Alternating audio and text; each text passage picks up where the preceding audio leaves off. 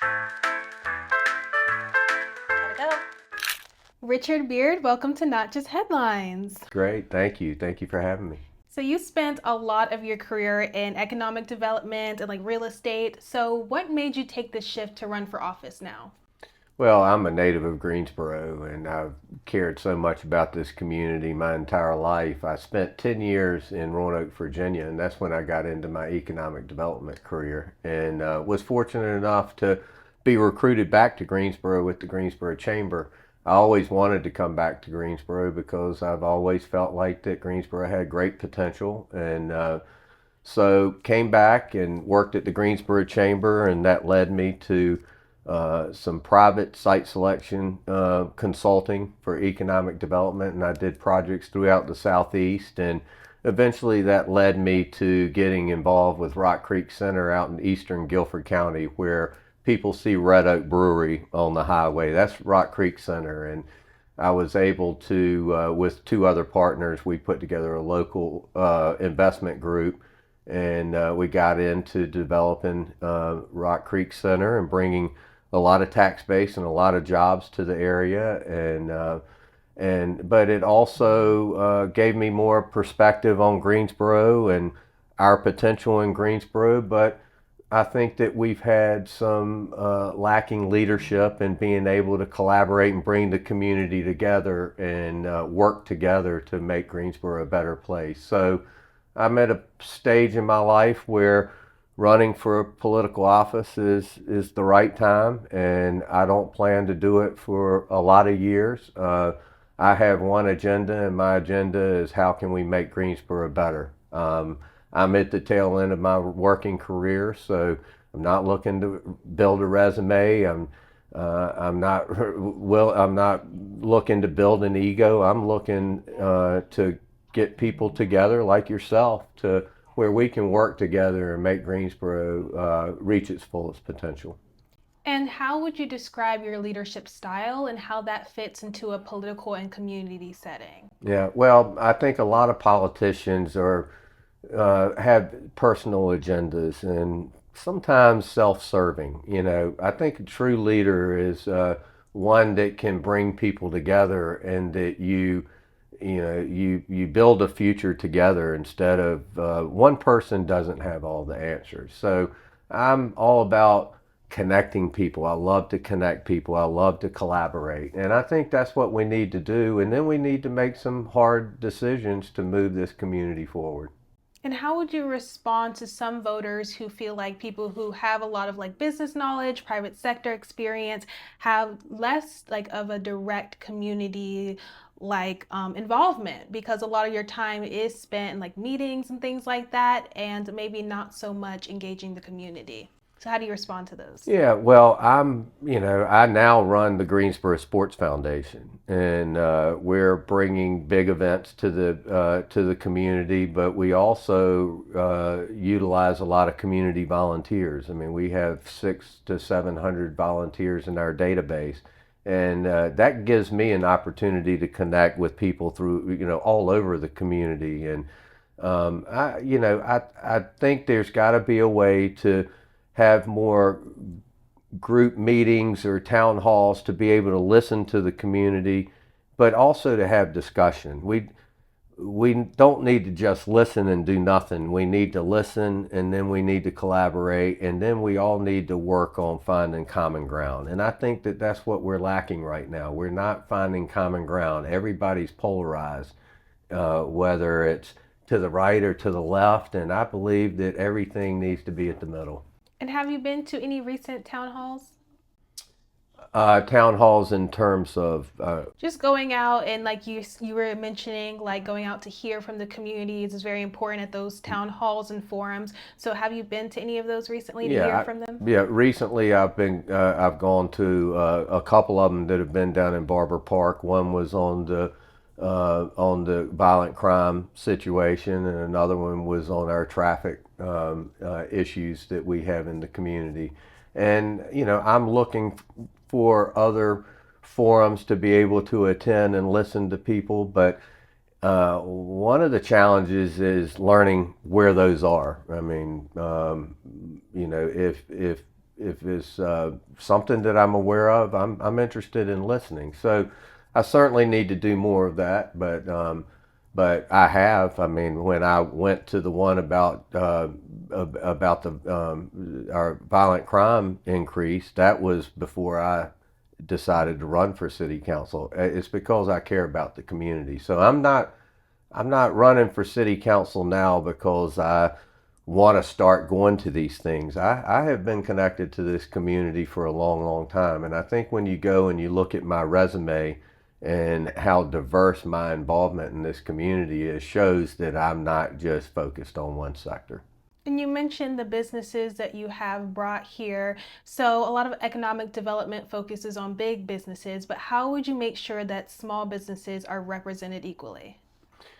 Well, it's, small businesses are I mean, that's our bread and butter, and that's kind of the heartbeat of the community. And when we attract these large businesses to the community, that helps the smaller communities. I mean, smaller businesses, I should say. So, we certainly need to do a better job of helping our businesses with permitting and being able to conduct their business. Time is money, and sometimes government slows down that time to be able to be running your business and to be profitable. And it's we got to bring the more opportunity we bring to this community is going to be more opportunity for the small businesses. But we need to work with the Chamber of Commerce, as a community and as a city, to support their programs and their work towards entrepreneurship and small business development. And me being at the Greensboro Chamber for a period of time really opened my eyes when it comes to the small business, and we'll always be a community where small businesses drive 60% or greater of our economy here. And for people who aren't familiar with the Greensboro Chamber of Commerce, what is that? So the Greensboro Chamber of Commerce is kind of the voice of all business in Greensboro and primarily small business. So chambers of commerce are in all kinds of communities. Our Chamber of Commerce also is the lead economic development organization that's not only trying to assist the businesses that are already here in existing industry, but to grow our economy and to bring these jobs and these opportunities here.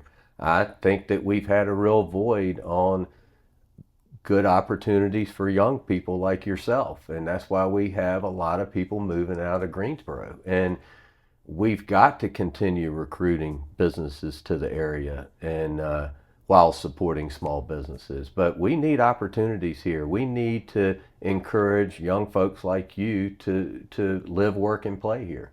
And that brings us to the issue of affordable housing. On your website, you mentioned cutting red tape. So, what does that look like in Greensboro?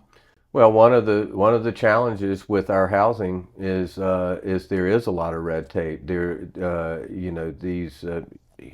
a lot of debate about developers, and people think that developers are bad people, but they're not. They're driving our economy. But we need more housing, and right now our housing challenges is a supply and demand issue. The supply is terribly low, and that's driving prices up. And we've got a lot of people that are getting ready to move here to fill all these new jobs, and so housing's going to continue to be a challenge. I like to talk more about attainable housing because we need all types of housing in the community. And I would challenge the what is affordable housing. We've got a government structure where every 4 years we increase our tax assessments, which leads to increasing taxes. And when you increase taxes, especially on rental units, they're going to be passed through to the end user. And we've got to start being more strategic and how we manage our money. And these assessments used to be every 8 years, and now it's every 4 years, and that's primarily to find another source of revenue to increase revenue to pay for our government. And how do we ensure that infrastructure developments benefit all neighborhoods and not just those high growth areas? Well, a lot of our future is going to be extending infrastructure, water and sewer into East Greensboro and Southeast Greensboro. I mean, that's where the opportunities are, and we need to focus on that. And, there have been significant investments in East Greensboro over the last 10 years. Uh, and that's important, and we need to continue that. And one of my platforms is our recreation centers throughout the community. I think that we have done an injustice to a lot of our communities, especially in East Greensboro, that our recreation facilities are in such bad shape because we've ignored them for 20 or 30 years. And if we gave uh, if we gave people the opportunity to go to a sufficient and nice recreation center, maybe that'll turn their attention away from some of the challenges that we have in the community. So, once again, that's a collective effort, but I think that, Greensboro is growing holistically, and it's not all just in certain sectors of town, like the Irving Parks and the Star Mounts and in West Greensboro. I mean, I think that we need to continue working throughout the community and especially in East Greensboro, but we need to look at the community as a whole. And workforce development is a big part of that. The housing, all of these things work together. So, what industries or skills would you like to attract, but also is most critical for the future of Greensboro? Well, there's a lot of opportunity coming here. So I get frustrated when I hear people say that the jobs aren't here because there are jobs here. But we've got to get into our schools, and we need to get into elementary schools and start educating kids on what opportunities are out there, whether it be going to a 4-year institution to seek certain jobs, but there are a lot of opportunities for young people to get involved in other trades and other businesses where they can be super successful in whether it's trade work, or we need to work with kids to make sure that they understand the opportunities are there and what they would have to do to reach those opportunities. And it comes down to education and workforce development, and also a drive. We've got to give people the confidence and help build their drive to be able to seek these opportunities.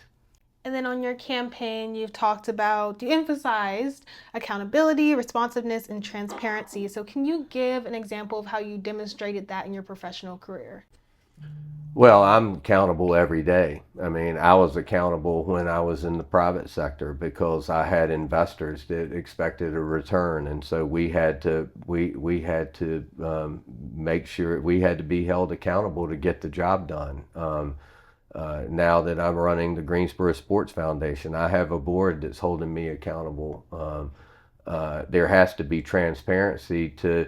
It serves me no good not to inform my board and of what's going on, and then we have to be responsive. I mean, when I get direction, I'm held accountable for it, but I better be responsive to get it done. And the reason I have those three things in my platform is because that's what I think has been lacking in this community, both on an elected official level, but also at a staff level when it comes to responsiveness, getting these projects done quicker because time is money, and we in 2016 we had a bond referendum. $25 million was slated for streetscape improvements downtown, and $13 million remains unspent. What's that money worth today? That's 2016. That's almost 10, 9, 10 years. And, construction prices have gone up. The value of money has gone down. We've got to be more responsible. We've got to be more transparent, and we've got to be accountable to get the jobs done. And what is your plan to get the community feedback and engagement to make sure they are also holding you accountable so when you get into office that they still have a direct communication with you as well? Yeah, well, I'm certainly going to make myself available at all times, but city council is not a full time job, and it is a full time job. But it's you know what I want to do is I want to hear from the community. I want to hear what the issues are, and then I want to have conversation with the staff to find out their side of the story and how can we be more efficient? How can we get that job done? And we've got to serve the whole community, but we also have to look at what's best for all of Greensboro as well. And how do you balance all the different needs of the different districts to make sure that the whole of Greensboro is on the same page about the same vision? That's going to be the challenge because everybody wants to be equal. Everyone wants to have the same things in their neighborhoods. And that's going to be a challenge. And I'm not going to go out and campaign and say that I'm not going to make a bunch of promises that can't be kept, because I think that we need to step back. We need to see how we're spending our money. Is it effective? What areas really need attention?